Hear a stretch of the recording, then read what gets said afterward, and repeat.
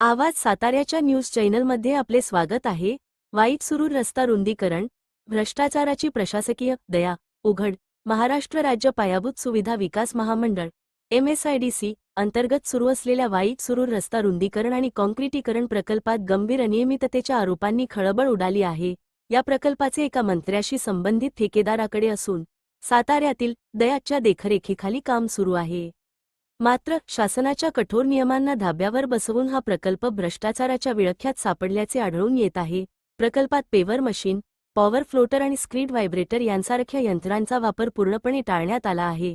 परिणामी रस्त्याचा दर्जा अत्यंत निकृष्ट असून लेव्हलिंगचा अभाव जाणवतो. साईटवर MSIDCचे कोणतेही कर्मचारी किंवा ठेकेदार कंपनीचे तज्ज्ञ अभियंते उपस्थित नसतात. केवळ मजुरांच्या देखरेखीखाली काम चालू असल्याने रस्ता उभट, तिरपा आणि खड्डेमय झाला आहे. जणू तो डिस्को फ्लोअर बनला आहे.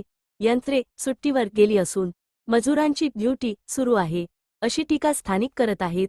स्थानिकांची टीका वाढल्यानंतर रयतराज महाराष्ट्र राज्य संघटनेचे अध्यक्ष संदीप शिंदे यांनी रस्त्याची पाहणी केली आणि ठेकेदाराची पोल खोल केली आहे. दरम्यान कामाच्या दर्जाबाबत विचारणा करणाऱ्यांना ठेकेदाराकडून राजकीय आणि पोलिसी दबावाचा सामना करावा लागतो. रात्रीच्या वेळी काम चालू असल्याने प्रशासनाची नजरचुकीची शंका वाढली आहे.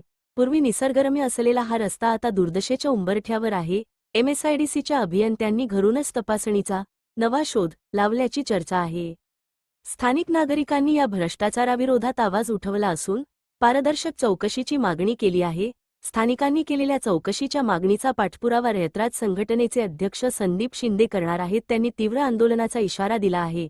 यानंतर मात्र प्रशासनाची मौनता संशयास्पद ठरत आहे. हा प्रकल्प कधी पूर्ण होईल आणि किती खर्च वाया जाईल, हे प्रश्न अनुत्तरित आहेत. शासनाने तातडीने हस्तक्षेप करावा अशी अपेक्षा व्यक्त होत आहे.